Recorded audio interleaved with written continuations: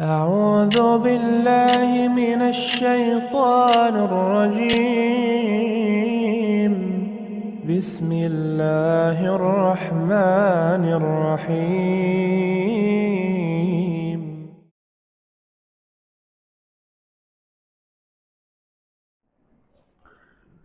Bismillahirrahmanirrahim. Assalamualaikum warahmatullahi wabarakatuh. Alhamdulillah hamdan katsiran thayyiban mubarakan fi.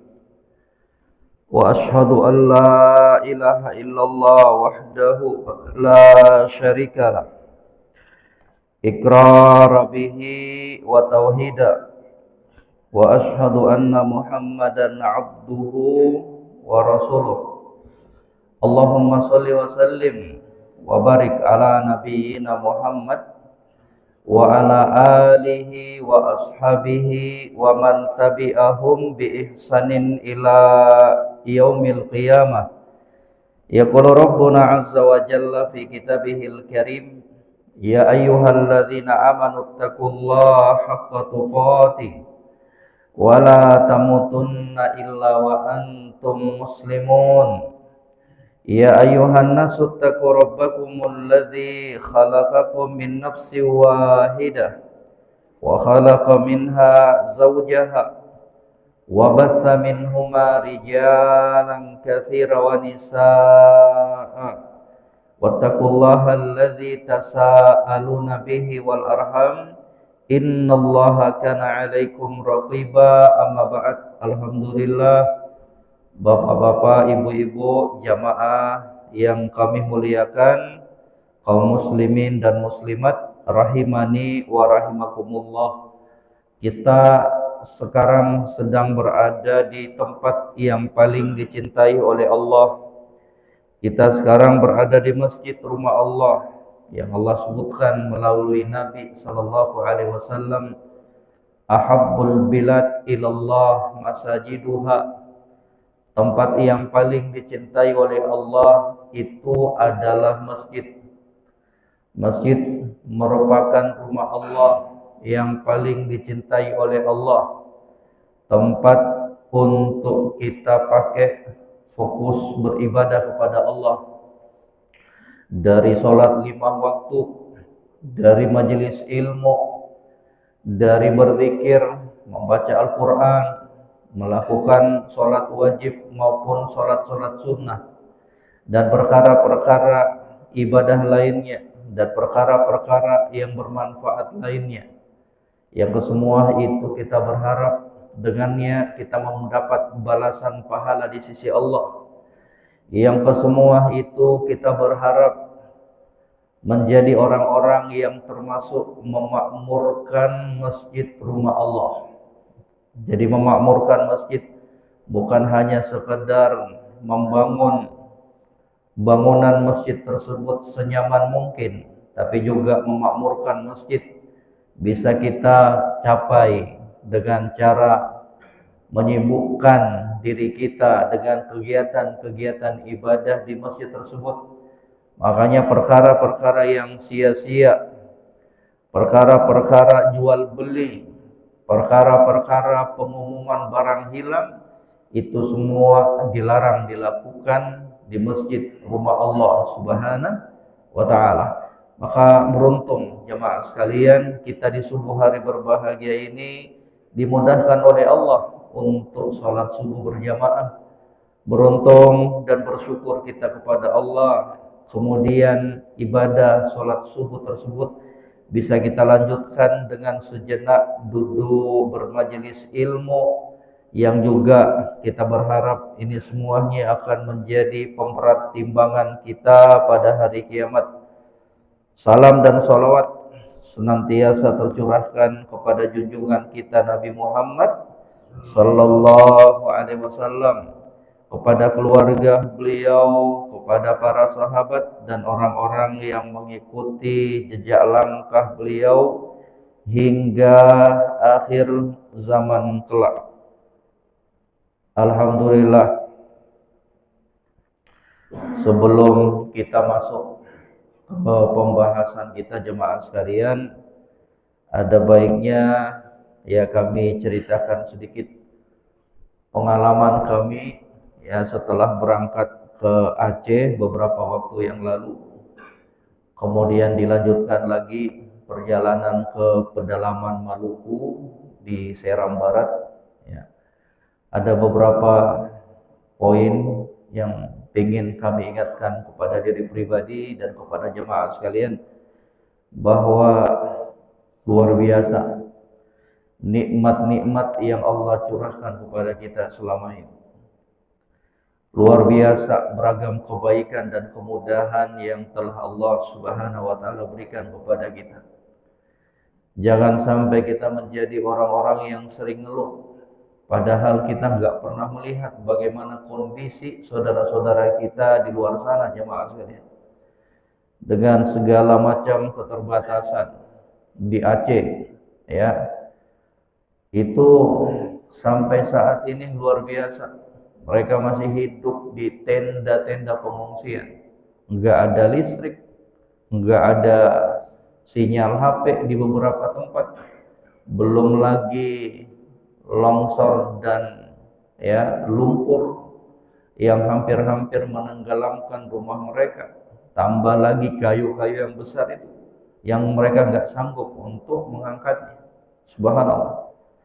Kata mereka dulu ya peristiwa tsunami di Banda Aceh itu sebulan sudah hampir normal keadaan. Kenapa?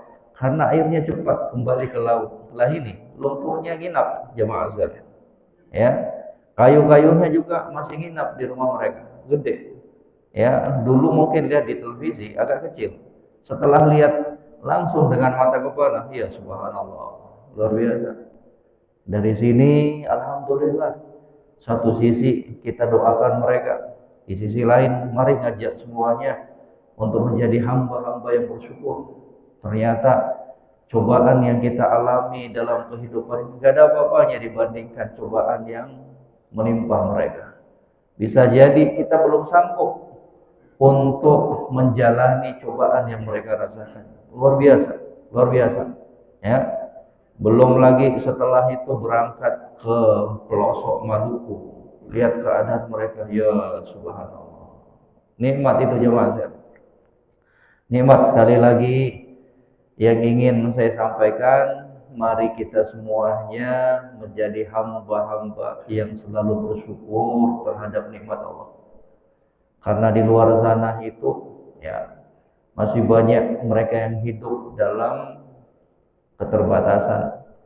Makanya betul-betul apa yang diucapkan oleh Nabi sallallahu alaihi wasallam, "Unzuru ila man huwa dunakum man asfala minkum wa la tanzuru ila huwa man fawqakum fa huwa ajdaru alla tazdaru nikmatallahi alaikum."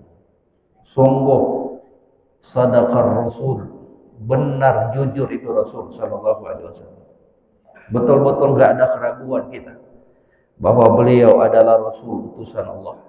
Bayangkan 1400 tahun yang lalu Nabi sudah peringatkan kita, unzuru ila man asfala minkum. Lihat, tengok orang-orang yang berada di bawah kamu keadaannya. Lihat ke bawah, jangan lihat ke atas, kata Nabi. Karena kalau kamu lihat ke bawah, melihat keadaan orang-orang yang berada di bawah kamu tidak akan pernah meremehkan dan menganggap kecil nikmat-nikmat yang telah Allah berikan kepada kamu. Subhanallah. Kalau nengoknya ke atas terus kepada orang-orang kaya yang berlebihan, yang ada cuma tamak doang jemaah sekalian.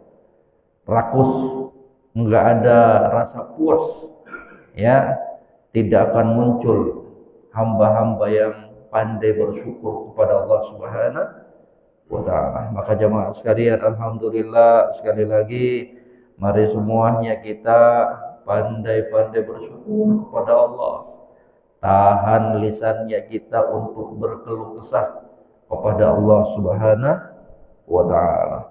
Insyaallah di subuh hari berbahagia ini kita akan lanjutkan pelajaran rutin kita dalam pembahasan 175 jalan menuju surga Allah Subhanahu wa ta'ala. Kita akan masuk ke pembahasan yang berikutnya dengan judul amalan sedikit yang dibarengi dengan niat yang benar menjadikan hamba tersebut memiliki kedudukan yang mulia di sisi Allah Subhanahu wa ta'ala. Ini namanya urgensi niat. Ya. Jadi niat itu ada dua. Niat itu ada dua. Fungsinya niat itu ada dua. Fungsi yang pertama adalah membedakan antara satu ibadah dengan ibadah yang lain. Itulah fungsinya niat. Fungsi niat itu ada berapa jemaah? 3 atau 4? 2. Ya, 2. Fungsi niat itu ada 2. Yang pertama tadi apa? Untuk membedakan satu niat, satu ibadah dengan ibadah yang lainnya. Contoh, di hari Senin dia berpuasa. Kan banyak kemungkinan itu jemaah. Bisa jadi itu adalah apa? Puasa Senin Kamis. Bisa jadi juga itu adalah puasa nazarnya dia. Ini kalau anak saya lulus SMA di An-Nur misalkan, saya berpuasa sehari.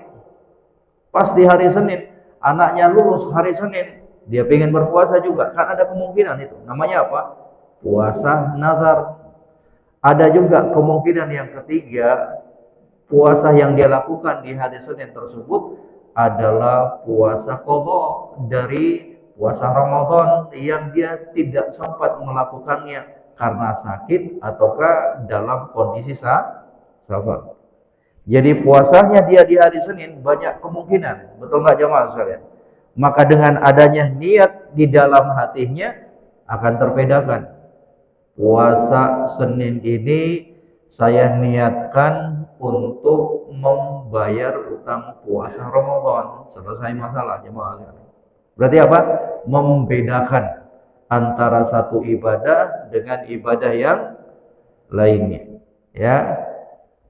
Jadi itu salah satu fungsi ibadah. Fungsi yang kedua dari niat.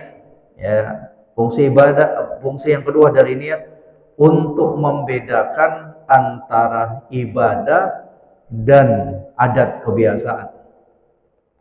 Untuk membedakan ibadah dan adat kebiasaan manusia.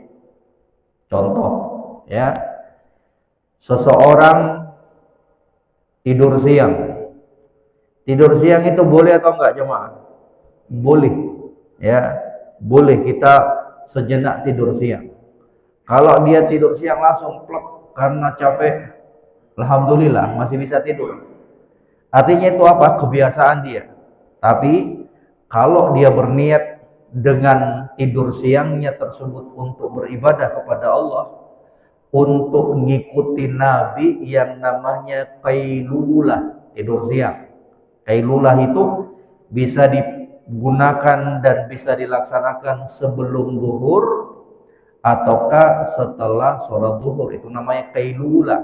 Ya, itu juga bagian dari sunnah Rasul Sallallahu Alaihi Wasallam.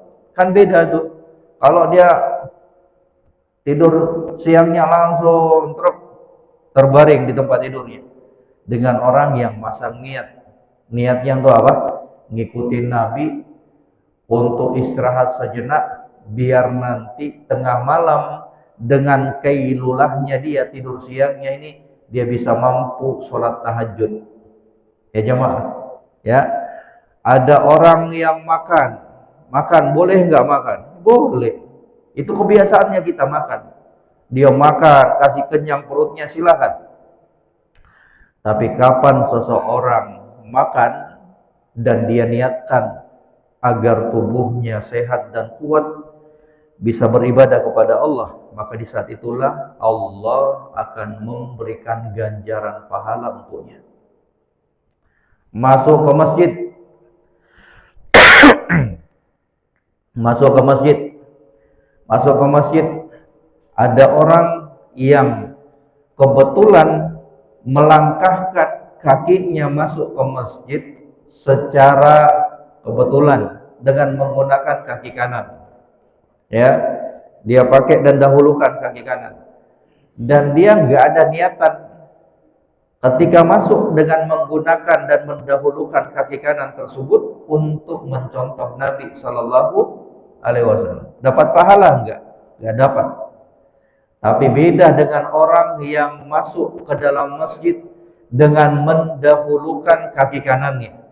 Kenapa? Karena niatnya untuk mengikuti Nabi Sallallahu Alaihi Wasallam. Pahala dia, pahala. Padahal tindakannya sama. Tapi satu dilakukan karena biasa saja tanpa niat, yang satunya melakukan dan mendahulukan kaki kanan dengan niat. Maka ini dua fungsi dari niat itu sendiri, jemaah sekalian. Ya. Maka niat ini juga kata para ulama ya merupakan perkara yang bakalan membedakan nilai pahala yang dilakukan oleh seorang hamba di sisi Allah Subhanahu wa taala. Amalan boleh sama jamaah sekalian, tapi belum tentu dengan pahala yang akan didapatkan oleh hamba-hamba tersebut.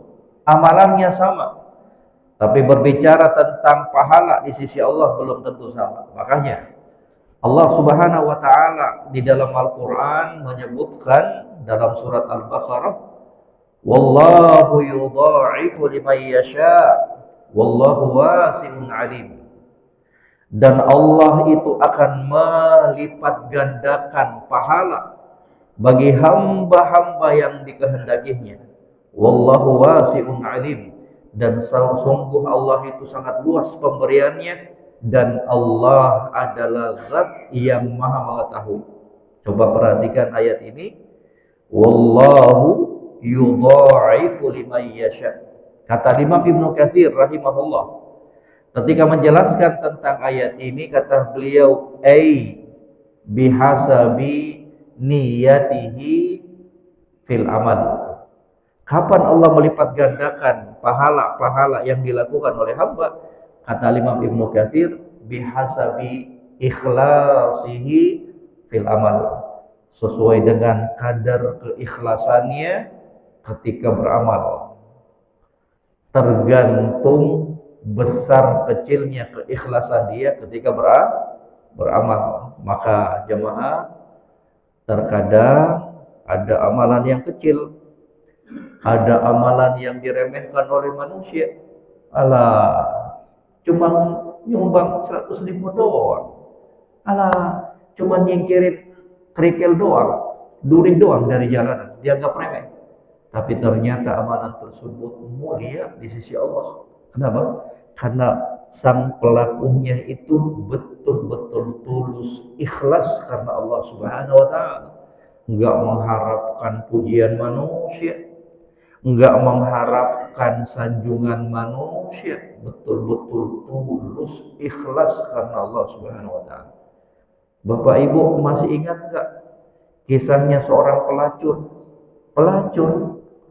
yang ketika dia melihat seekor anjing, bukan manusia, anjing, pelacur, naudzubillah, lihat seekor anjing yang sudah mau mati karena kehausan, sampai anjing ini sudah keluarkan dan julurkan lidahnya ke tanah nyari itu air itu.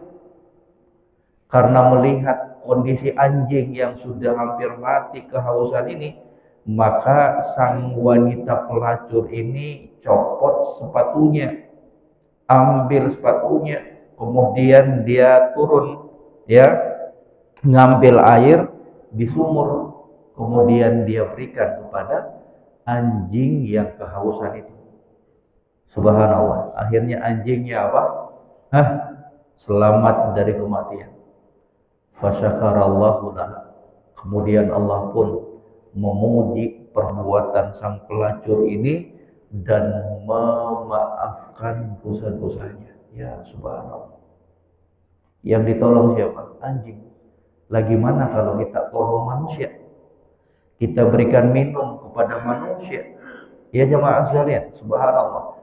Jadi jangan pernah meremehkan sekecil apapun perbuatan kebaikan yang dilakukan oleh seseorang, karena kita nggak pernah mampu untuk melihat bentuk keikhlasan niat yang berada di dalam hatinya. Jangan. Sebaliknya, amalan-amalan yang gede, amalan-amalan yang besar bisa hancur berkeping-keping, tidak bernilai di sisi Allah. Kenapa? Karena kerusakan niat yang berada di dalam hati. Jadi jangan pandang enteng ini masalah niat, jemaah sekalian. Inilah sumber muara penilaian seorang hamba di sisi Allah, niat. Makanya Al-Imam Abdullah Ibnul Mubarak rahimahullah pernah mengatakan sebuah ucapan yang indah, rubba amalin saghirin tu'azzimuhun niyah. Terkadang ada amalan yang kecil dan remeh menjadi besar pahalanya di sisi Allah disebabkan niat. Wa rubba amalin kabirin tusaghiruhun niyah. Dan terkadang ada amalan yang besar, yang luar biasa di pandangan manusia, tapi menjadi kecil di sisi Allah. Orang sanjung dia, oh luar biasa bapak ini, Masya Allah ibu ini luar biasa, ya. Tapi ternyata niatan-niatan yang berada di hati pelakunya ini rusak, tidak ikhlas karena Allah. Dia lakukan amalan tersebut hanya ingin mendapatkan pujian manusia, hanya untuk mendapatkan like-nya manusia, ya. Kan manusia orang-orang nggak bisa nilai hatinya kita, betul nggak jemaah sekalian?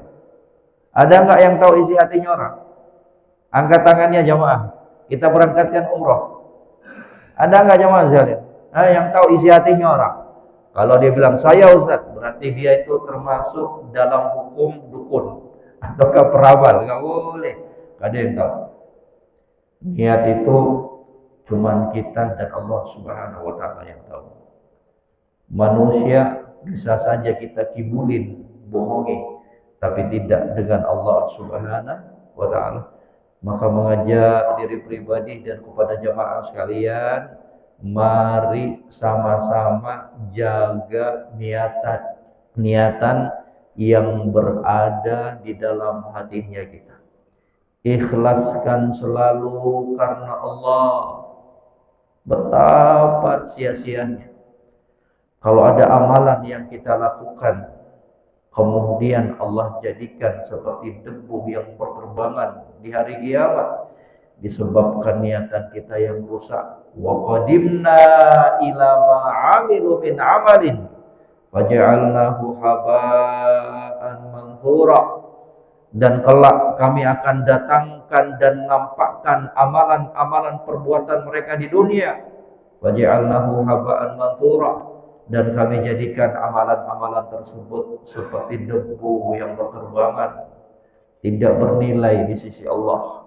Maka jemaah sekalian, mari kita jujur kepada dirinya kita masing-masing. Mari kita tanamkan selalu kejujuran dan keikhlasan dalam setiap ucapan dan perbuatannya kita, bahwa Allah Maha mengetahui dari semua niatan-niatan yang terselubung di dalam hati kita. Wa nas'alullah al-ikhlas fil qawli wal amal. Dan hanya kepada Allah kita memohon agar Allah menganugerahkan keikhlasan dalam setiap ucapan dan perbuatannya kita. Kita masuk jemaah sekalian, dalam hadis ini Nabi sallallahu alaihi wasallam bersabda, "Uhaddithukum haditsan fahfadhu."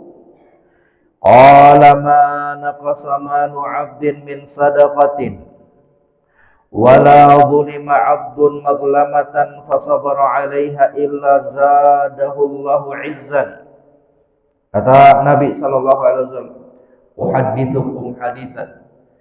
Saya itu ingin menginformasikan kepada kalian sebuah berita.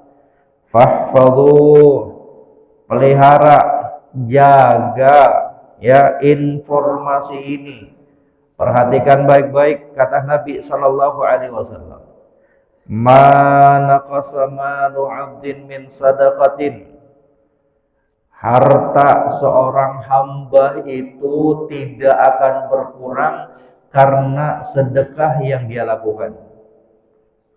Maka beruntung orang-orang yang telah dimudahkan untuk memanfaatkan hartanya di jalan Allah. Beruntung itu. Orang-orang yang dilapangkan hartanya oleh Allah dan juga diberikan hidayah untuk ringan tangan. Itu beruntung. Hamba-hamba yang ngerti bahwa harta ini juga bisa menjadi wasilah yang memasukkan dia ke dalam surga Allah Subhanahu wa taala. Beruntung tuh. Bersyukur hamba yang begini modelnya ini. Karena di sana kita dapatkan orang-orang yang telah diberikan kelapangan harta oleh Allah, tapi juga diberikan apa? Pelit, kikir, ya, menahan hartanya. Gak mau dia sedekahkan, gak mau dia keluarkan zakatnya. Naudzubillah. La ilaha illallah. Ya. Jadi kata Nabi, ma naqasat sadaqatun min malin. Harta itu enggak berkurang karena infak dan sedekah yang kita keluarkan di jalan Allah. Ubah mindsetnya kita. Ubah pola pikirnya kita.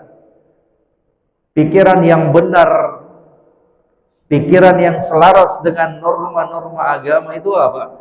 Bahwa sedekah itu bahkan bisa melancarkan rezekinya kita. Bahwa dalam harta yang kita sedekahkan tersebut akan membawa keberkahan dalam hartanya kita. Mau banyak hartanya kita, kalau tidak dibarengi dan tidak dibersamai dengan keberkahan oleh Allah, tidak akan memunculkan rasa cukup kepada dirinya kita. Bahaya itu jemaah. Kalau sampai harta kita yang selama ini telah kita kumpulkan tidak diberikan keberkahan oleh Allah, yang ada cuma ketamakan, kerakusan, ketidakpuasan, kurangan, itulah yang akan dirasakan oleh orang-orang yang tidak menunaikan hak-hak pada hartanya. Gak mau dia berinfak, gak mau dia mengeluarkan zakatnya. Na'udzubillah. Beda dengan orang-orang yang hartanya diberikan keberkahan oleh Allah. Alhamdulillah. Hartanya terasa cukup. Kalau Allah tambahkan lagi, alhamdulillah. Alhamdulillah. Ya, alhamdulillah. Sekali lagi, jangan pernah kita berasumsi bahwa zakat dan sedekah yang kita keluarkan itu akan mengurangi hartanya kita. Jangan pernah buang jauh-jauh itu. Ya, bahwa dengan rajin bersedekah maka Allah akan membukakan pintu-pintu rezeki buat kita. Itu di dunia, belum lagi di akhirat dari kebaikan-kebaikan yang akan didapatkan oleh hamba-hamba yang sering menginfakkan hartanya di jalan Allah Subhanahu wa taala. Jangan ragu jemaah. Mumpung kita masih hidup dan masih diberikan kesempatan oleh Allah. Kalau kita sudah meninggal, mau menginfakkan semua hartanya kita nggak bisa lagi. Ya, wah, betapa ruginya ini orang-orang yang kerjaannya nyari harta, numpuk harta, kemudian nggak mau berinfak, nggak mau bersedekah, nggak mau mengeluarkan zakatnya. Giliran mati, semua hartanya dibagikan kepada ahli warisnya. Nggak ada lagi yang dia bawa. Ya jemaah sekalian. Jadi mumpung masih hidup, ada hartanya kita pakai. Kita berikan kepada anaknya kita, orang tuanya kita. Kemudian apa? Pakai untuk bersedekah. Pakai untuk apa? Bersedekah. Apalagi untuk sedekah-sedekah yang amalannya itu terus mengalir, yang dikenal dengan ya amal jariyah. Kejar itu jemaah. Nasihat saya, kalau ada kesempatan melakukan amal-amal jariyah, kejar itu. Ya, sumur bor, apalagi pembangunan masjid, apalagi wakaf Al-Quran di pondok-pondok pesantren. Subhanallah itu. ya, masjid kekurangan karpet, pakai itu jemaah sekalian. AC, masya Allah jemaah sekalian. Selama semuanya itu masih dimanfaatkan oleh kaum muslimin, maka pahalanya akan terus mengalir walaupun kita sudah wafat meninggalkan dunia yang fana ini. Ya, orang-orang yang di setiap harinya bersedekah berinfak maka akan mendapatkan doa dari malaikat. Ya, Allahumma i'ti munfikan khalafa. Setiap hari orang-orang yang berinfak dan bersedekah di setiap hari akan mendapatkan doa dari malaikat. Apa itu? Allahumma i'ti munfikan khalafa. Ya Allah, berikan ganti dan balasan kepada hamba yang menginfakkan hartamu di jalan Engkau. Untuk orang-orang yang kikir dan pelit, untuk orang-orang yang enggan bersedekah, juga akan mendapatkan doa yang jelek dari malaikat. Allahumma a'ti mumsikan talafa. Ya Allah, berikan kehancuran kepada orang-orang yang enggan dan tidak mau menginfakkan hartanya di jalanmu. Tinggal pilih, mau doa baik dari malaikat ataukah doa kejelekan. Mau menjadi orang yang dermawan ataukah orang yang pelit dan kikir, bakhil. Subhanallah. Wala zulima abdun mazlamatan fasabara 'alaiha illa zadahu Allahu 'izzan. Kemudian kata Nabi, dan tidaklah seseorang itu dizalimi, dianiaya, kemudian dia bersabar, kecuali Allah Subhanahu wa taala akan menambahkan untuknya izzan, kemuliaan. Ya. Jadi orang-orang yang dizalimi itu udah pernah lewat mungkin pembahasan. Orang-orang yang dizalimi jamaah sekalian itu memiliki 3 kemungkinan di dalam menghadapi kezaliman tersebut. 3 sikap. Yang pertama, dia membalas kezaliman itu, dan itu menurut pandangan syariat Islam sah-sah saja, boleh. Ada orang yang zalimi kita, ada orang yang nyakitin kita, ada orang yang ganggu kita. Menurut pandangan syariat boleh kita balas, boleh. Tapi ingat, ada aturan mainnya, ada syaratnya. Apa itu? Balasan yang kita berikan harus sama dengan perlakuan yang dia berikan kepada kita. Dipahami jamaah? Dipahami Bapak Ibu sekalian? Dia tendang kaki kita, betisnya kita boleh balas tendang betisnya dia juga boleh. Ya.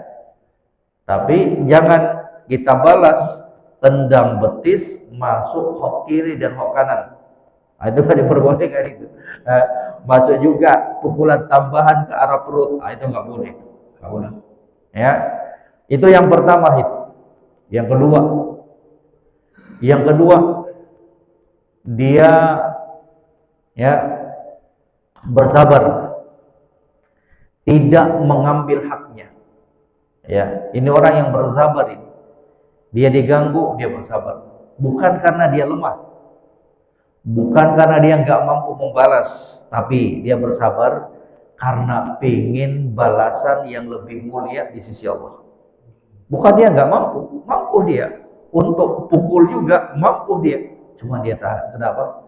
Karena dia pengen balasan yang mulia di sisi Allah.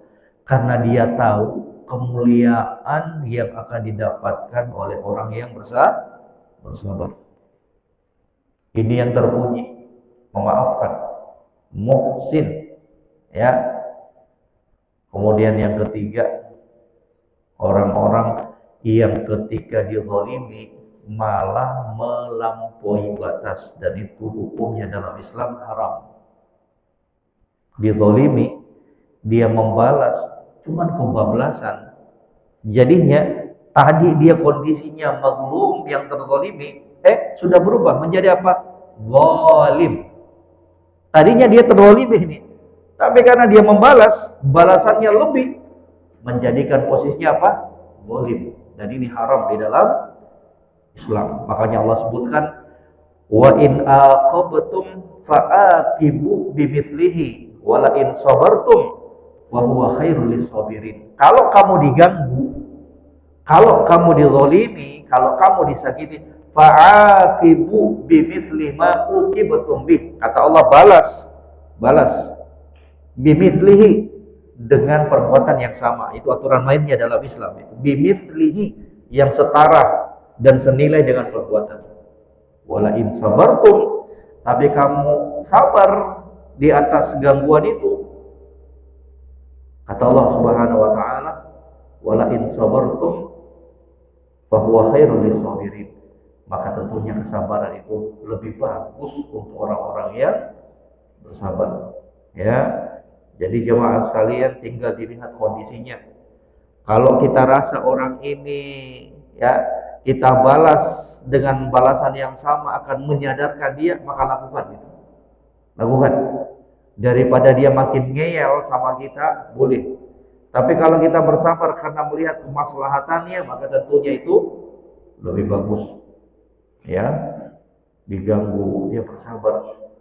Kemudian orang yang mengganggu dia akan berpikir, subhanallah, kok bapak ini saya ganggu nggak membalas ya, akhlaknya luar biasa ini bapak. Akhirnya dia tersadarkan, dan itu terjadi banyak dalam kisah hidupnya junjungan kita Nabi Muhammad Sallallahu Alaihi Wasallam. Betul nggak? Dilempari kotoran unta, diludahin, dikatakan majnun, sahir, tapi lihat beliau bersabar.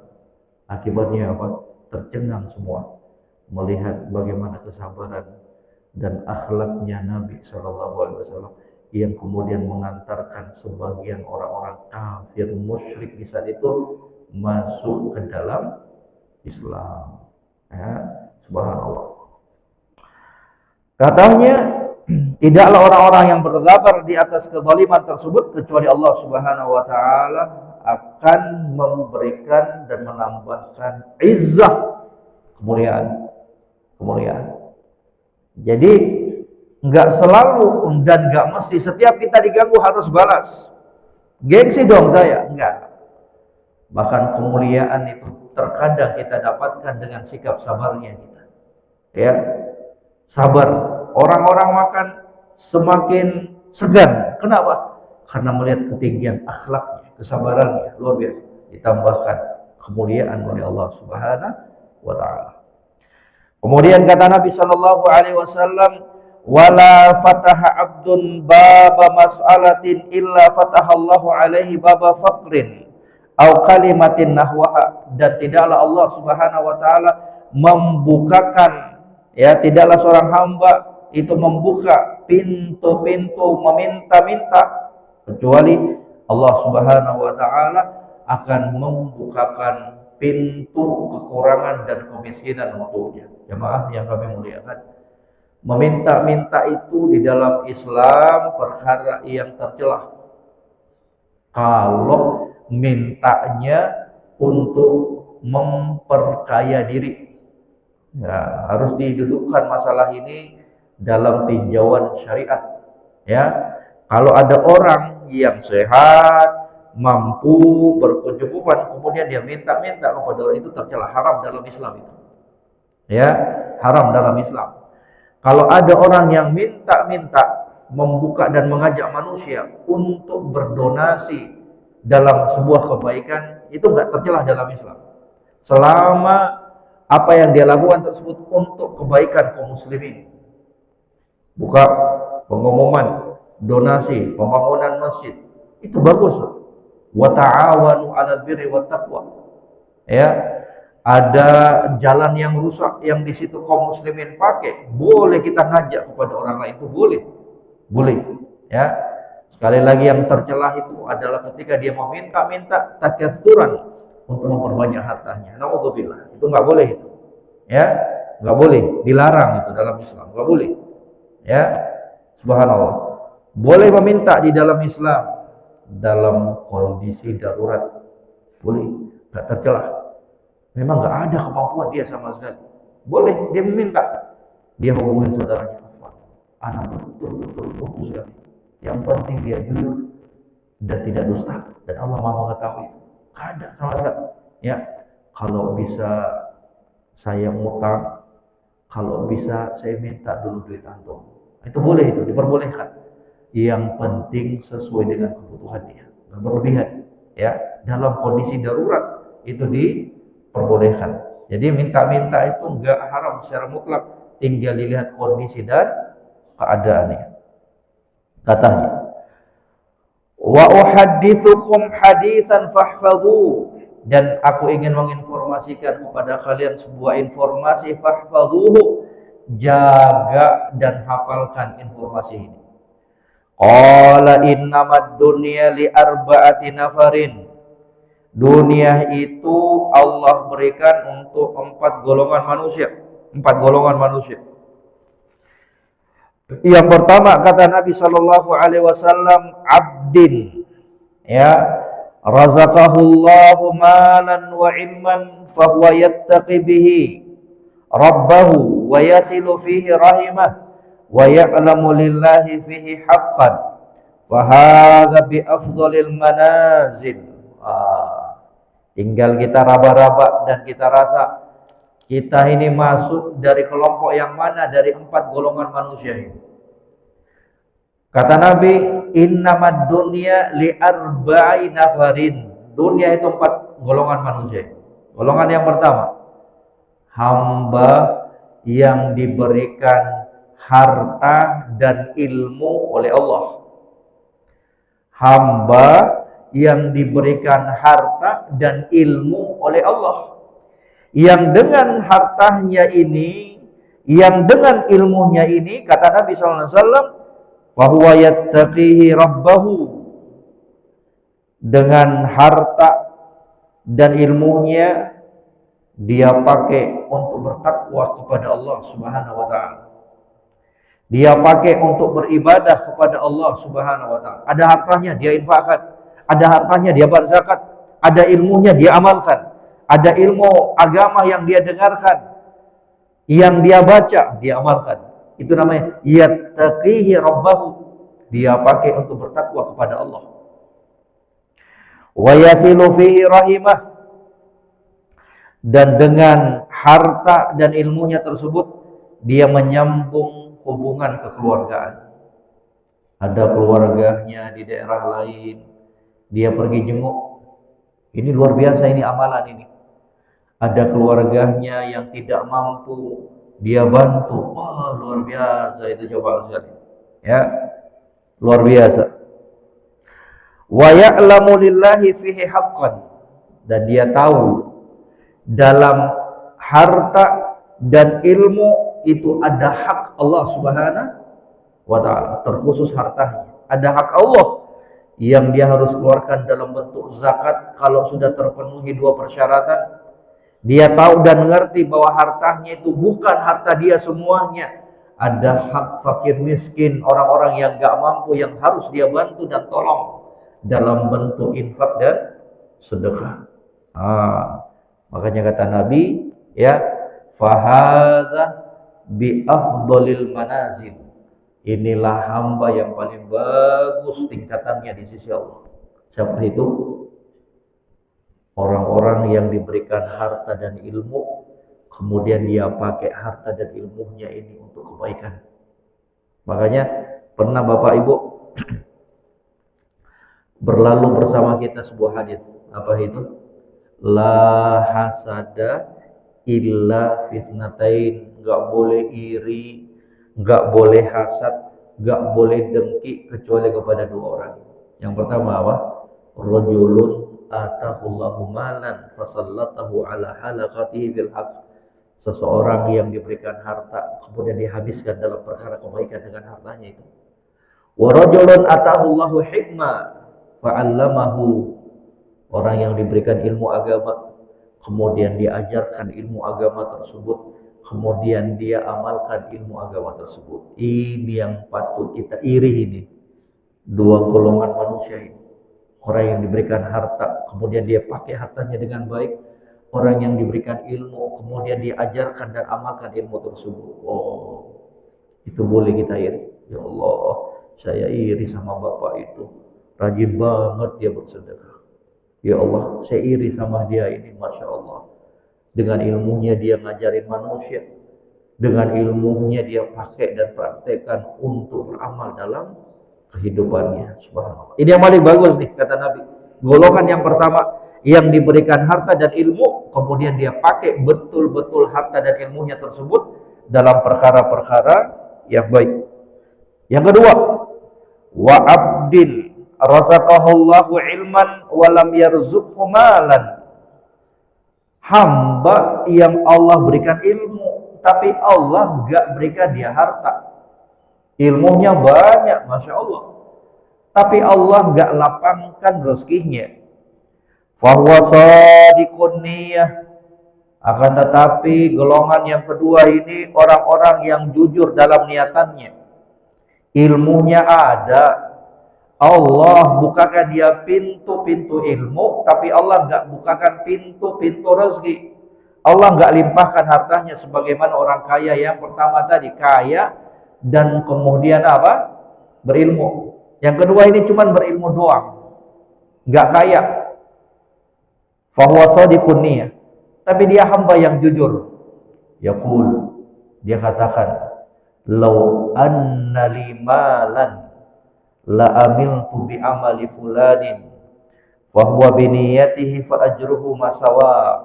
Nah, Bapak Ibu lihat nih. Tadi yang pertama apa? Diberikan harta dan ilmu. Dia pakai hartanya dalam kebaikan, dia amalkan ilmunya, diajarkan. Ini yang paling bagus nih, nomor satu ini. Yang kedua, diberikan rezeki ilmu, tidak diberikan rezeki harta. Tapi apa? Jujur dia. Dia katakan, ya Allah, sekiranya saya juga punya harta. Dia kan sudah punya ilmu nih.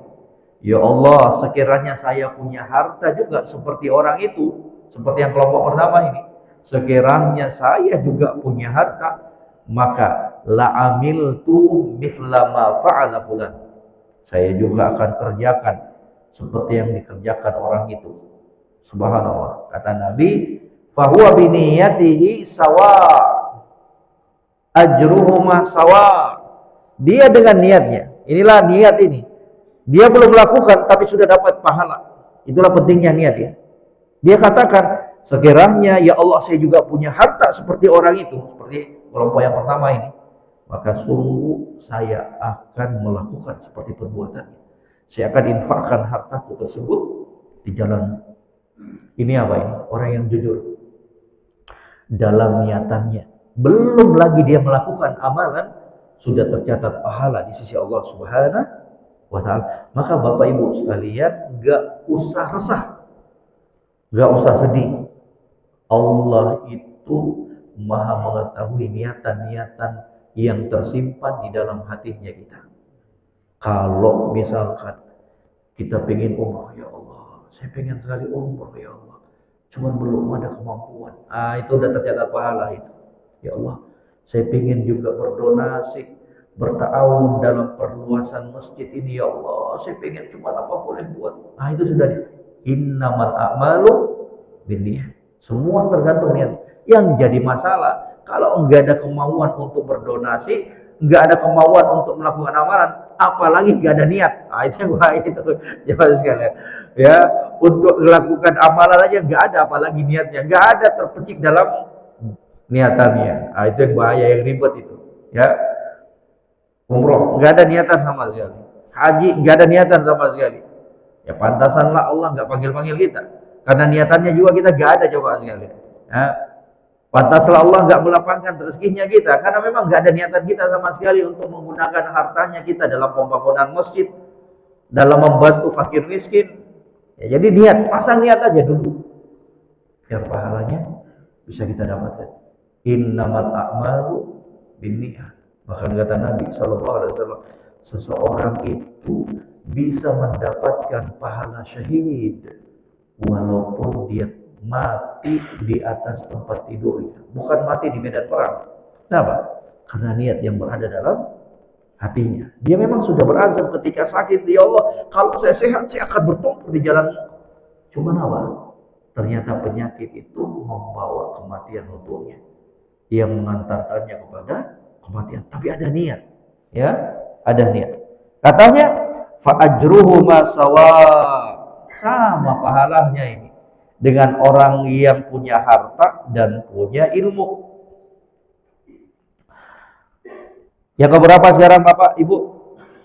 Yang ketiga, wa abdin razaqahullahu malan wa lam yarzuqhu ilman fahuwa yakhbitu fi malihi bighairi ilmin la yattaqi fihi rabbahu wa la yasilu fihi rahimah wa la ya'lamu lillahi fihi haqqan fahuwa akhbathu manazil. Yang ketiga, hamba yang diberikan harta oleh Allah tapi tidak diberikan ilmu. Ini repot nih. Hamba yang dianugerahkan harta tapi tidak dianugerahkan ilmu. Fahuwa yakhbitu fi malihi, maka dia hambur-hamburkan hartanya tanpa ilmu. Dia pakai untuk main judi, dia pakai untuk main perempuan, dia pakai ke sana kemari melancong ke negeri-negeri kafir tanpa tujuan yang jelas. Pokoknya habis untuk kesenang-senangan doang. Dia habiskan hartanya tanpa perhitungan ilmu agama, tanpa dasar ilmu agama. Pokoknya senang-senang. Mumpung hidup kita ini masih diberikan oleh Allah.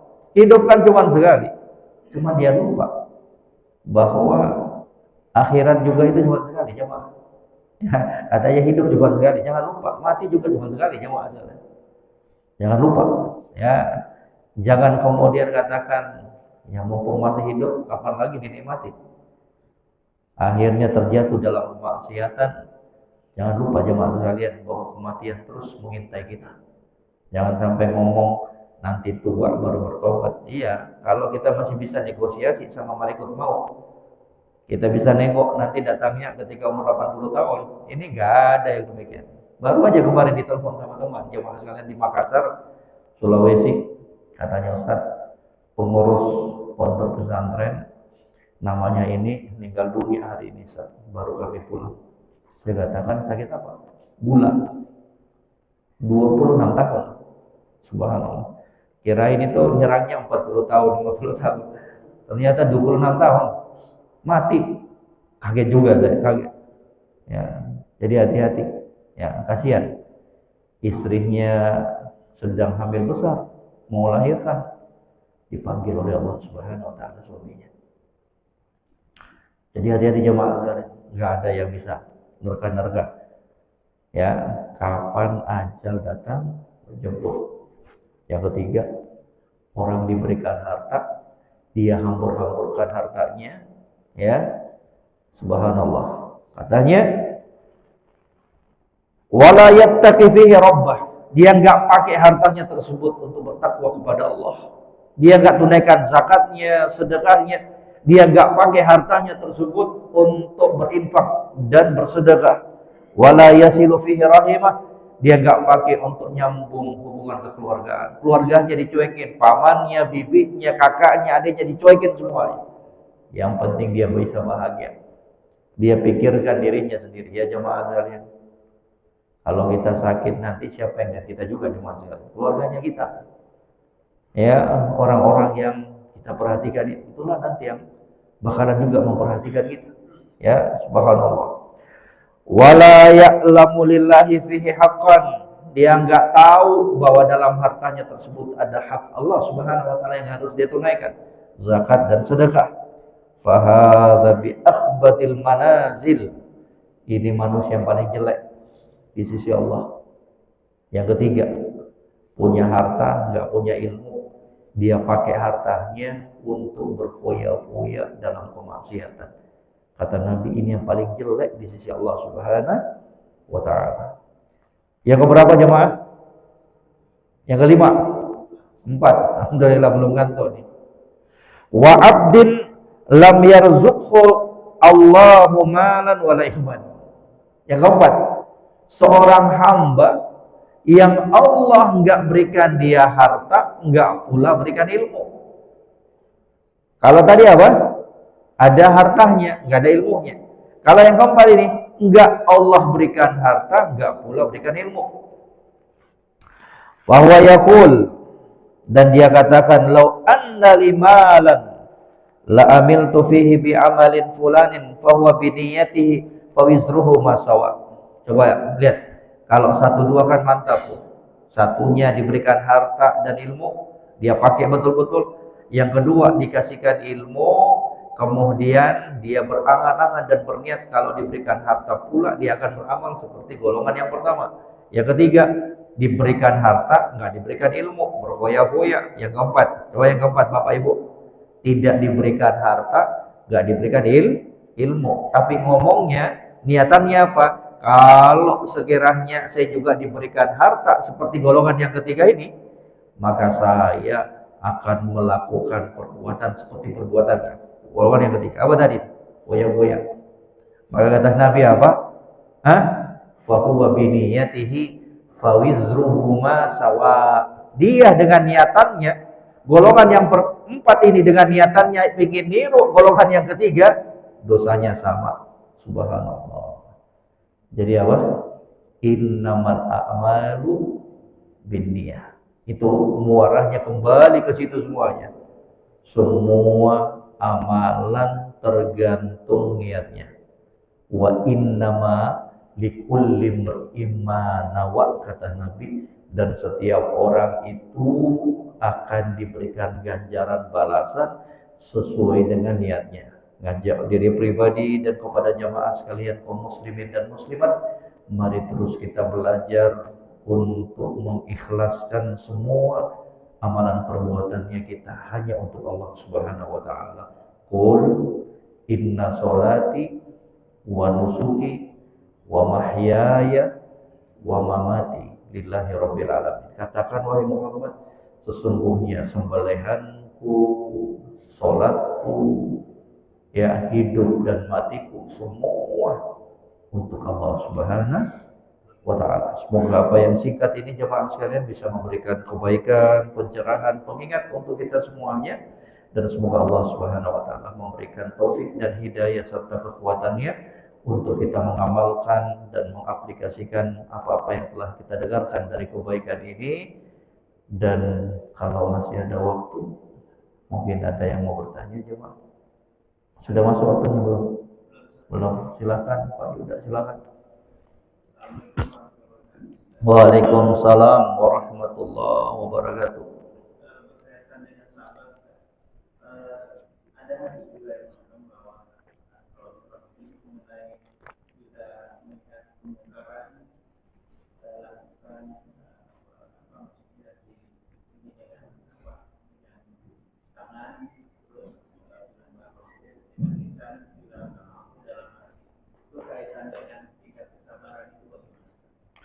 Masya Allah, barakallahu fiik. Pertanyaannya bagus. Tadi telah kita dengarkan penggalan hadisnya. Kata Nabi sallallahu alaihi wasallam, "Faman dzulima fasabara." Orang siapa yang dizalimi kemudian dia bersabar, ya, maka Allah Subhanahu wa taala zadahullahu izzan. Allah akan memberikan ganjaran kemuliaan kepadanya. Lah Ustaz, gimana tuh dengan hadis Nabi sallallahu alaihi wasallam, man ra'a minkum munkaran falyughayyirhu biyadihi. Barang siapa yang melihat kemungkaran, maka hendaknya dia rubah dengan tangannya, kekuasaannya, jabatannya, ya.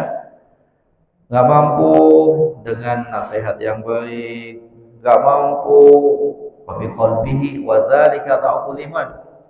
Ya paling tidak dia ingkari kemungkaran tersebut dengan hatinya. Lagi mana ini? Ya. Barakallahu fiik. Dua masalah ini masalah yang berbeda. Kalau yang satunya itu berkaitan dengan dirinya kita, dipahami bahwa kalau kezaliman tersebut berkaitan dengan dirinya, kita yang diganggu ini. Paham Bapak? Kita yang diganggu. Kalau yang kedua, itu konteks pembahasannya tentang kemungkaran. Kemungkaran yang kita lihat dengan mata kepalanya kita. Paham nggak? Bapak Ibu sekalian, dua permasalahan yang berbeda. Kalau tadi kaitannya sabar itu karena kezaliman dan tindakan kesewenang-wenangan yang dilakukan kepada dirinya kita. Kalau ini kemungkaran yang berkaitan dengan orang lain, nggak ada kaitannya dengan kita ini. Man ra'a minkum mungkaran. Makanya Nabi kata, siapa yang melihat dan mendapati kemungkaran. Paham Bapak Ibu? Ya. Kalau dalam konteks menyangkut diri kita, ya, maka yang paling bagus apa? Bersabar. Makanya Nabi Aisyah istri Nabi, dalam sebuah hadis yang diriwayatkan oleh Imam Muslim, kata beliau apa? Ma ra'aitu, saya itu nggak pernah lihat Nabi SAW marah emosi kalau kaitannya itu berkaitan dengan dirinya. Pernah nggak Nabi marah kalau Nabi yang disenggol? Nggak pernah marah Nabi. Tapi kata Aisyah, ya, Nabi SAW marah dan emosi kalau sudah nyenggol kepada perkara syariat. Marah tuh Nabi. Marah Nabi. Kalau sudah yang disenggol agama syariat Allah, baru Nabi marah itu.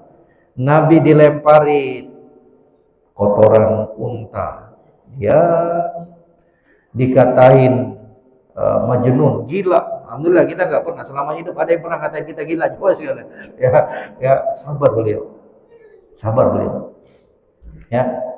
Jadi kalau kaitannya dengan diri pribadinya kita, kalau kita masih mampu bersabar, itu yang paling bagus. Paling bagus. Kan teladannya kita Nabi Shallallahu Alaihi Wasallam. Jadi ini kezaliman yang di sini ini berkaitan dengan siapa? Diri kita. Beda dengan kemungkaran itu. Makanya Nabi katakan apa? Man ra'a minkum mungkaran. Kalau kamu melihat kemungkaran, ya, ada orang yang misalkan dianiaya di depannya kita ini, dipukulin, digebukin. Kita yang lihat kemungkaran ini apa? Wajib untuk mengingkarinya. Ada anak kecil yang dirampas uangnya di situ sama orang yang berada di hadapannya kita, jadi tolong dong. Itu kan kemungkaran. Ada orang yang mabuk-mabukan, anak muda. Kalau kita mampu kita untuk menghilangkan kemungkaran, lakukan. Kalau nggak mampu, hubungin ketua RT, ketua RW, polisi. Ya. Kalau nggak mampu, takut timbul perkara yang lebih dahsyat lagi, maka apa? Cukup ingkari perbuatan tersebut di dalam hatinya kita. Maka dua konteks perkara ini betul-betul harus dibedakan. Kalau kezaliman tersebut, yang pertama yang disebutkan untuk kita bersabar itu adalah kezaliman yang terjadi pada dirinya kita. Makanya Nabi katakan, barang siapa tidaklah seorang hamba yang dizalimi kemudian dia bersabar karena Allah, kecuali Allah akan menambahkan kemuliaan untuknya. Cuman para ulama juga menjelaskan tadi itu, kalau dia lihat dengan sikap sabarnya, dia mengalahnya, dia makin membuat orang yang berbuat zalim ini semakin ngeyel, itu boleh diberikan balasan itu. Laporkan ke ketua RT, laporkan. Jangan kita diam. Jadi tinggal dilihat kondisi dan keadaannya. Tapi kalau kita lihat perbuatan sabar dan memaafkan itu lebih bagus dan akan membukakan hati orang tersebut, maka tentunya itu yang paling bagus. Wallahu ta'ala a'lam. Barakallahu fiik. Sampai sini dulu Bapak Ibu sekalian. Semoga semuanya sehat walafiat bersama keluarga tercinta, dan semoga Allah Subhanahu wa taala terus memberikan keistiqomahan kepada kita semuanya sampai akhir hayat, dan semoga Allah menganugerahkan husnul khotimah kepada kita semuanya. Wa akhiru da'wana alhamdulillahi rabbil alamin. Subhanakallahumma bihamdik asyhadu an la ilaha illa anta astaghfiruka wa atubu ilaik. Wassalamualaikum warahmatullahi wabarakatuh. Wa jazakumullahu khairan. Barakallahu